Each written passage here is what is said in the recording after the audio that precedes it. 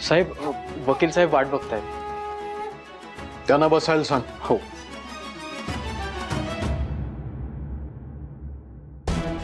एक गोष्ट लक्षात ठेवायची, परत मणीचं नाव माझ्या समोर घ्यायचं नाही.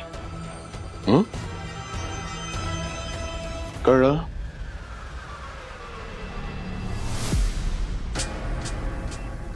काय रे, अचानक साहेबांना काय झालंय? मणिदत्ताने असं काय केलंय की साहेब इतके चिडलेत त्याच्यावर? जाऊ दे, चल आपण जाऊया. पटकन गाई करायची, रडायचं नाही, रात्री मध्ये मध्ये उठायचं नाही, आईला त्रास द्यायचा नाही. सगळं कळलं तुला आजीने सांगितलेलं. कसं हसू येत? काय चाललंय आजी नफाचं? बघ हसतोय. रात्र जागवणार आहे तुझी. है ना?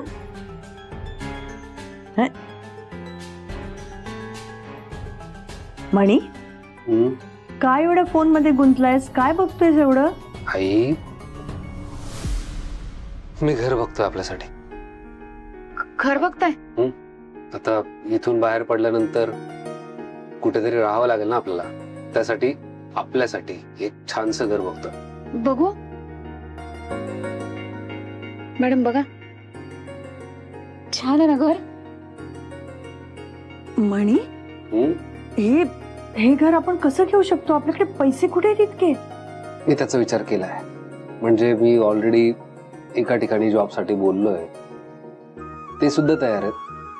फक्त उशीर जॉबला जायचा आहे. एकदा का जॉब सुरू झाला की त्याचा EMI आपण सहज भरू शकतो.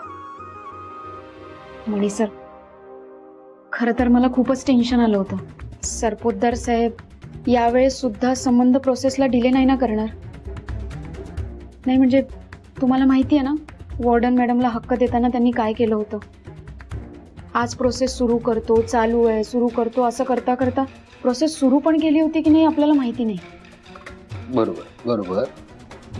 पण स्वानंदी, आत्ता जर त्यांनी उशीर केला तर त्याचे परिणाम काय होतील हे त्यांना चांगलं ठाऊक आहे. त्यामुळे आपल्याला जेवढी घाई आहे ना, त्याच्यात दुप्पट घाई त्यांना झाली. खरंच.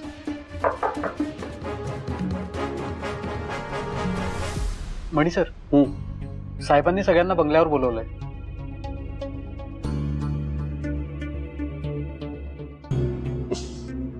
सदा, साहेबांना सांग आलोच.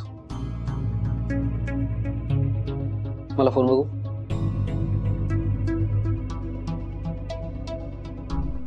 देशमुख साहेब, या लगेच. हो.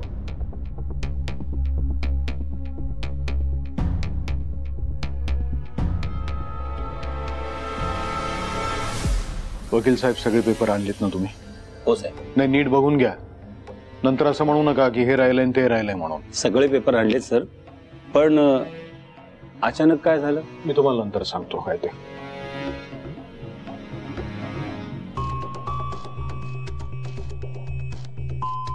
डॅड, वकील, मला माहितीये तुम्ही वकिलांना कशाला बोलावलाय ते. हो, अर्जुन आपला आहे, आपल्या घराण्याचा एकुलता एक वारस, आणि ते असंच घेऊन जातात त्याला. तुम्ही काहीतरी करा ना. आहे ना, दुसरा मार्ग आहे. आपण सगळे तुरुंगात जाऊ. जायचंय? याल तुम्ही माझ्या बरोबर? तुम्हाला जरा कळत नसेल तर शांत राहा. मी माझं काम करतोय, जरा शांत राहा तुम्ही. ए सदा, तू मणीला निरोप दिलायस ना? हो साहेब, सांगितलंय, येतात म्हणाले. कधी येणार आहे? मणी सुद्धा ना, आता मीच जातो आणि बोलावून आणतो. त्याची काही गरज नाही.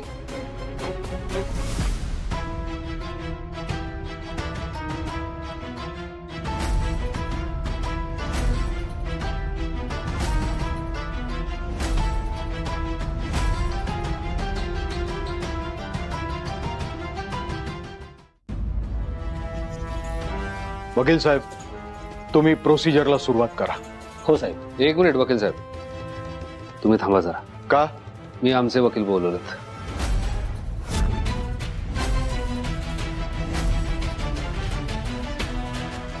देशमुख साहेब या.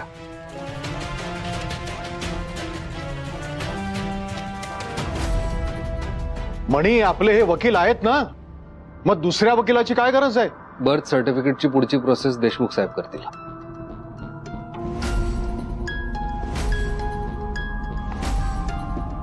आपल्या जुन्या वकिलांना जेव्हा माझ्या आईला हक्क द्यायचा होता तेव्हा बराच वेळ लागला. अजूनही बनलेले नाहीयेत ते कागद, खात्री आहे मला.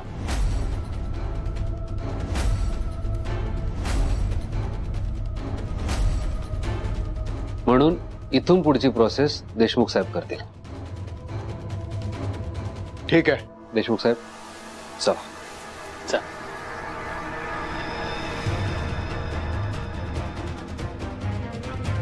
बसा बसा. देशमुख साहेब तुम्ही प्लीज प्रोसिजर सुरू करा. हो.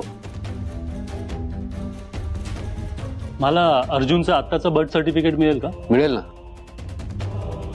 वकील साहेब साहेब तुम्ही सांगा.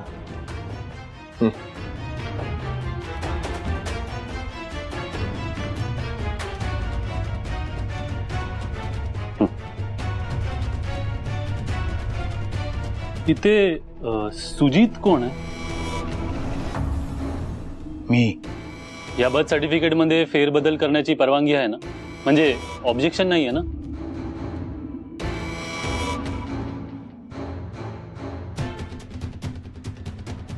नाहीये काही ऑब्जेक्शन.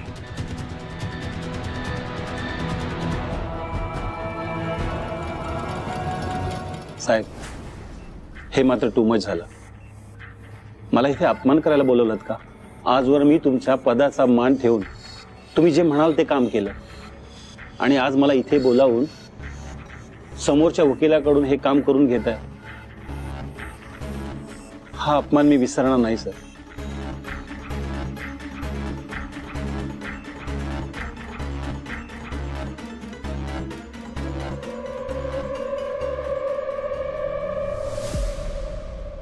बरं देशमुख साहेब, ही प्रोसिजर करायला साधारण किती दिवस लागतील? नॉर्मल केसमध्ये तर 4-5 दिवस लागतात, पण मी 2 दिवसात करायचा प्रयत्न करतो. उत्तम. सुजित सर तुम्ही इथे सही करा.